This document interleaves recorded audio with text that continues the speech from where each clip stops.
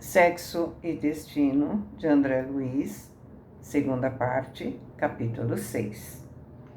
Valendo-nos da condução, também seguíamos para o hospital em objetivo de serviço. Enquanto o automóvel chispava, a senhora Nogueira olhava Nemésio ao volante, apreciando a sua sisudez aparente e o porte desempenado. Inquietava-se consigo mesma, uma vez que refletia naquilo em que não queria pensar. À vista daquele tipo galante, se perguntava por que razão Marina preferia o filho ao pai. Se o pai, cavalheiro rico e simpático, era em tudo a pessoa capaz de assegurar independência e posição. Então, infelizmente, né, Dona Márcia tem valores materiais. De quando em quando, envolvia o seu perfil numa olhadela mais comprida e concluía de si para consigo que a juventude não tinha lógica. Mais alguns minutos e penetramos no estabelecimento onde o par foi recepcionado pelo médico com quem Dona Márcia se comunicou momentos antes. O médico gentil notificou ser avisado Cláudio quanto à possibilidade da surpresa, mas Dona Márcia desconversou para não dar ao pai de Gilberto a impressão de que se dispôs a vir até ali pela primeira vez. Referiu-se à temperatura, comentou particularidades do ambiente, como se repetisse observações corriqueiras. E o clínico, longe de perceber-se a servir de instrumento, respondia às suas perguntas calculadas, atendendo involuntariamente aos fins em pauta. Foi assim que, ao transpor a entrada do aposento indicado, Nemésio guardava a convicção de acompanhar um símbolo vivo de ternura materna. Cláudio, abatido por sua vez, acolheu os recém-chegados entre sóbrio e atento. A princípio, o desconforto íntimo, depois a conformação. Sofria demais para escolher, discutir e aprendeu o suficiente naqueles dias de angústia para inclinar-se a reclamações. Aliás, ao se deparar com Nemésio, endereçou-lhe o olhar de homem atribulado que roga a outro homem consideração e socorro. Recebeu o seu abraço franco, depois de apresentações promovidas pela mulher, e imaginou-se na condição de um aluno em exame. Torres, que ele conhecia tão bem, embora à distância, lhe pareceu diferente. Sabia-o ostentando a sua filha em noitadas vadias e por diversas vezes segurou o ímpeto de esmurrá-lo, ao retirar-se humilhado de recintos alegres para não aguentar desacatos. Entretanto, agora contemplava o seu rosto imbuído de sentimentos novos. Indicava-se num teste de compreensão e tolerância. No segundo, associou os ensinamentos espíritas cristãos que transformaram o seu íntimo com Marita em decúbito. Fixou Nemésio e Márcia e deduziu que não lhe competia julgar aquele homem que explorava sua família. Mecanicamente recordou Jesus e a lição da primeira pedra. Estabeleceu conforto rápido e se catalogou em nível inferior. Torres entretinha-se com uma jovem que lhe dava liberdade e filha de outro homem. Ele, porém, não vacilou em abusar da própria filha, depois de encantoá-la na sombra, através de falsidade barata. Com que direito assumiria, diante da própria vítima tombada, o papel de censor? Indubitavelmente, concluía em reflexões instantâneas, amigos espirituais traziam-lhe o negociante detestado, experimentando sua renovação. E a ele próprio também, considerou humilde, cabia o dever de analisar as próprias reações, categorizar-se tal qual era, no fundo da consciência. Naquela prova de segundos, virou o olhar para a esposa e não mais encontrou Dona Márcia, a inimiga cordial de tantos anos. Aquele semblante embonecado por excessiva maquilagem, na presença das concepções novas que passou a nutrir, mascarava um coração insatisfeito, cujos desastres haviam sido provocados por ele mesmo. Exterminou os seus sonhos logo após o casamento e recordou-se de como se enfadou da esposa desapiedado, então menina cândida e espontânea, apenas por vê-la disforme na gravidez de que Marina adveio, e de como transferiu os instintos de homem selvagem na direção de Aracélia. Desde o choque em que se viu coagida a criar 2 filhas em vez de uma, a personalidade real de Márcia desapareceu, desequilibrou-se, e ele, ao invés de se regenerar, recuperando-a, jamais regressou da caça de aventuras.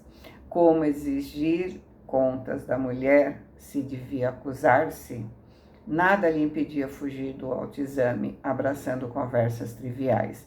Entretanto, concluiu que não conseguiria ausentar-se da própria alma. Mais justo esquadrinhar-se, suportar-se. Percebeu que Nemésio e Márcia, expectantes, estranhavam a sua atitude e muito mais para não incomodá-los que por subtrair-se de qualquer crítica, dirigiu o olhar para a filha desfigurada, que somente as energias de Moreira, conjugadas com a alimentação artificial, retinham no corpo físico, e falou para o pai de Gilberto com inflexão de profundo sofrimento: Veja o senhor, nossa filha está muito mal. Os recém-chegados olharam atônicos aquele cadáver que ainda respirava.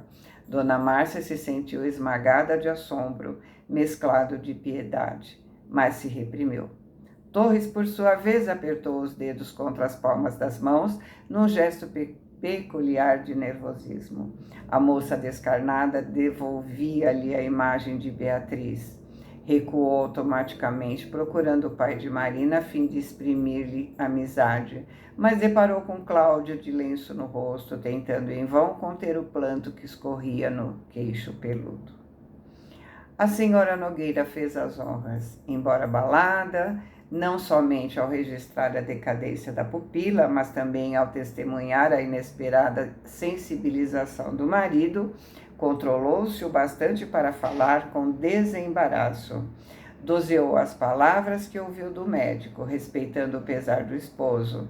Recapitulou a versão do acidente que ela mesma engenhou para satisfazer aos amigos e rogou desculpas pelo traumatismo com que Cláudio se apresentava.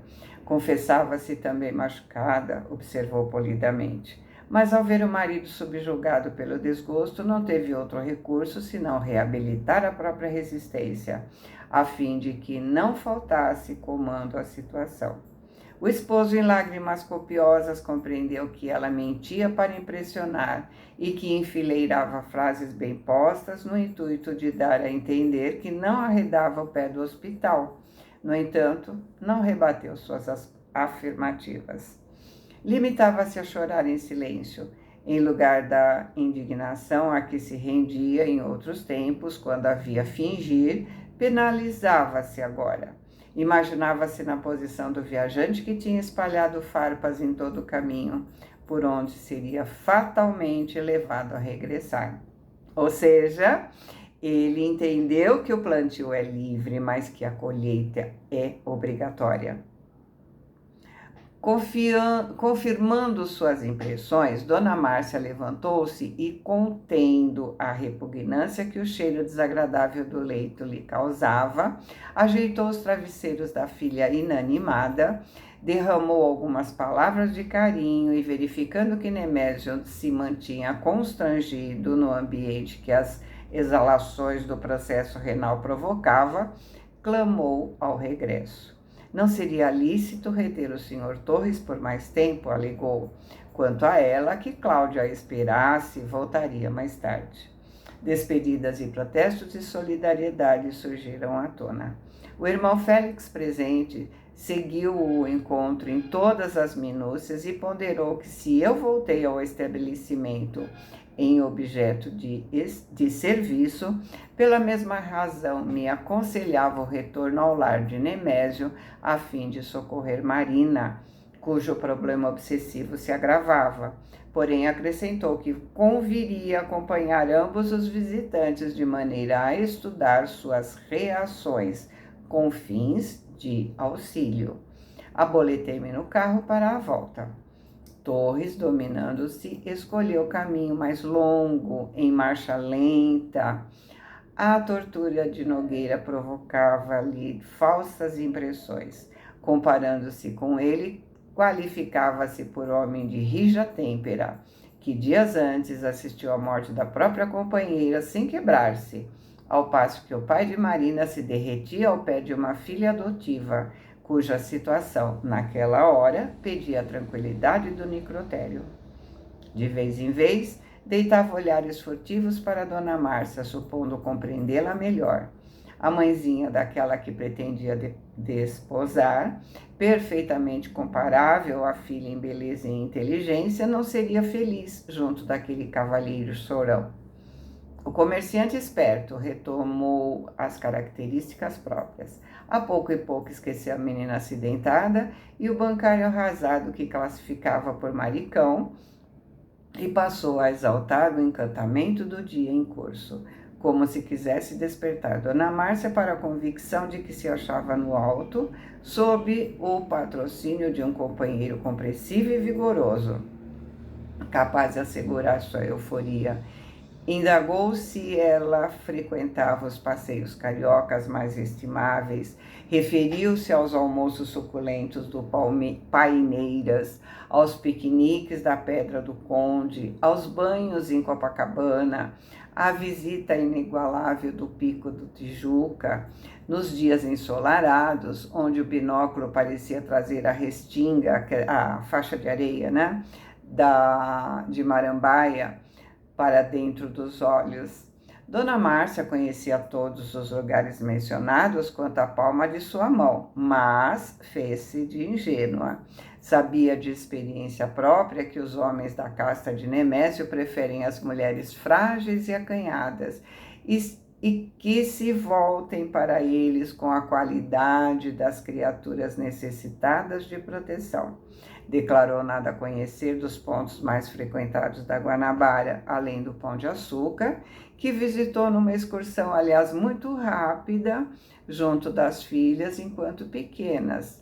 Afetando-se novata em matéria de experiências românticas, informou que se casou muito nova e que, desde então, a existência lhe foi um suplício entre escovões e panelas, com a obrigação de tolerar um marido rabugento, segundo ele próprio, Nemésio, pôde verificar. Que avaliasse o seu martírio de mulher acorrentada a um matrimônio infeliz pela mostra de Cláudio Choramingas a recebê-los sem uma palavra de cordialidade e de apreço. Torres gostou das definições, riu-se, falou em psicoses. Se referiu a neurologistas distintos.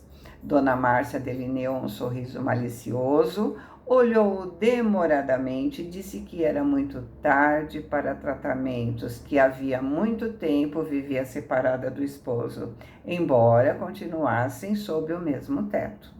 Acostumou-se a sofrer, declarava suspirando. Nemésio entendeu a insistência daqueles olhares e experimentou recôndita satisfação ao averiguar-se requerido. A presença da futura sogra não lhe desagradava. Não fosse Marina, pensou, e não hesitaria traí-la a convívio mais íntimo. A manhã toda, na companhia daquela mulher que reputava formosa e inteligente, constituiu um tônico. Esqueceu-se, distraiu-se. Mesmo assim, não julgou conveniente se precipitar. Puxou o relógio e, verificando que faltava apenas 5 minutos para meio-dia, convidou-a para o almoço. Conhecia excelente restaurante no Catete. A senhora Nogueira aceitou e a refeição transcorreu alegre.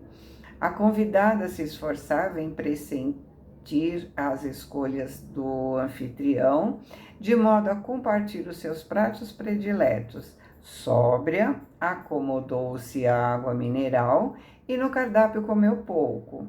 Em compensação, pensou muito e falou o possível, no intuito de cativar o companheiro.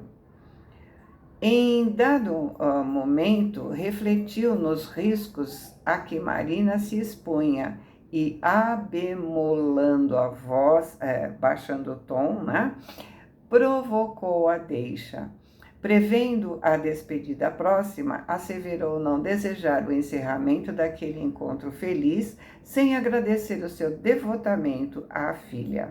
Além disso, rogava permissão para assinalar que a moça era demasiado jovem, que temia pela inexperiência dela. Torres, lisonjeado, reiterou a confiança na escolhida, não sem um gesto significativo para a interlocutora, como a dizer-lhe que, embora guardasse sua filha no lar, não queria que a sogra esquecesse sua dedicação de amigo certo. A esposa de Cláudio apanhou a sugestão no ar e asseverou de modo galante que, na qualidade de mãe abnegada, ansiava para a filha a felicidade que o mundo não lhe pôde conceder. Entre ambos, o contato afetivo não apresentava qualquer dúvida, apesar de todos os itens do acordo se evidenciarem por entrelinhas e alusões, suspiros e reticências. Quando o pai de Gilberto disse adeus no Flamengo, retomou o volante, admitindo-se visitado mentalmente pela imagem da senhora Nogueira. Fugindo à sua influência, opunha-lhe a figura da filha. À face disso, entrou em casa decidido a encontrar-se com Marina de imediato. Recolhido ao quarto particular, tomou o pijama, calçou os chinelos silenciosos e, absorto, andou de manso na direção do compartimento em que pretendia surpreendê-la, comunicar-lhe impressões e, sobretudo, dissipar os pensamentos intrometidos que Dona Márcia lhe provocou. Empalmou de leve a maçaneta e abriu a porta sem ruído. No entanto, fez força para não cair, estrangulado de assombro. Gilberto e a moça beijavam-se em abraço apaixonado, efusivo. De costas para a entrada, o filho não assinalou sua presença, mas Marina, a situar-se de frente, cruzou o olhar com o dele, viu o seu rosto crispar-se, empalidecer e desmaiou. A cena foi rápida. Nemésio se retirou à maneira de um cão espancado, arrastando-se em terrível asfixia. Dificilmente ganhou o quarto e precipitou-se no leito, a sentir-se arrasado de sofrimento. Ponderações contraditórias vararam o seu crânio. Como entender o enigma doloroso? Gilberto teria abusado da menina enfraquecida ou a jovem se dividia pelos dois? Tentou erguer-se, mas, como se houvesse recebido uma pedrada por dentro do coração, o peito doía, suava frio, sufocava-se. Decorrido um quarto de hora, Gilberto, insciente do vulcão de lágrimas que o pai se empenhava a esconder, veio participar-lhe que Marina piorou depois de ligeiro desmaio. Voltou da síncope francamente possessa. Gritava, chorava, se mordia, feria a si mesma. Porém, Nemésio pousou nele os olhos magoados e pediu-lhe comandar as medidas necessárias. Chamasse o médico, telefonasse para o Flamengo e insistisse com a mãe para vir, e explicou, não sem esforço, que ele também o tornou da rua, incompreensivelmente abatido. Aplicando-me a socorrer Marina, reconheci a obsessão instalada. Os vampirizadores que Moreira trouxe, coadjuvados por outros, haviam dominado de todo a jovem desprevenida. O choque experimentado desmoronou suas últimas resistências. Marina, sob o jugo dos malfeitores desencarnados, estava hipnotizada, vencida. Em breve tempo, Dona Márcia em pessoa estava junto da filha, que a recebeu, dementada, irreconhecível. O médico optou pela hospitalização imediata, que Nemésio declarou patrocinar com a indiferença de quem cumpre um dever. Dona Márcia, por desencargo de consciência, entendeu-se com Cláudio pelo telefone, suavizando a notícia. Inteirava-o de que a filha se extenuou em trabalho excessivo, atirou-se à grande fadiga mental e o médico indicava ligeira estação curativa numa clínica de repouso. Ela, com a responsabilidade de mãe, não opunha qualquer embargo. Entretanto, não lhe seria lícito deixar de ouvi-lo, aguardava a sua opinião.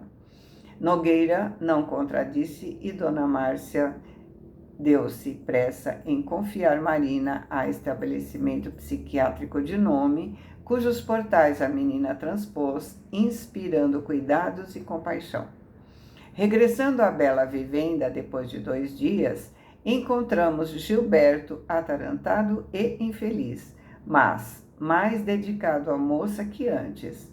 Nemésio, porém, ruminava a antiga concepção do amor como sendo chinelo no pé, e apenas decorridas 48 horas sobre o acontecimento, já trocava confidências com a senhora Nogueira em torno de fatos novos, e ambos, na maior intimidade, já haviam encontrado motivos para desculpar aquilo a que chamavam loucuras da mocidade, cultivando consolações um no outro. Então, apesar do orgulho ferido, Nemésio aproveitou o jogo de sedução que aconteceu entre ele e a mãe da Marina e se entregaram à intimidade. E assim, André termina este capítulo. Fiquem com Deus, boa semana, amo vocês.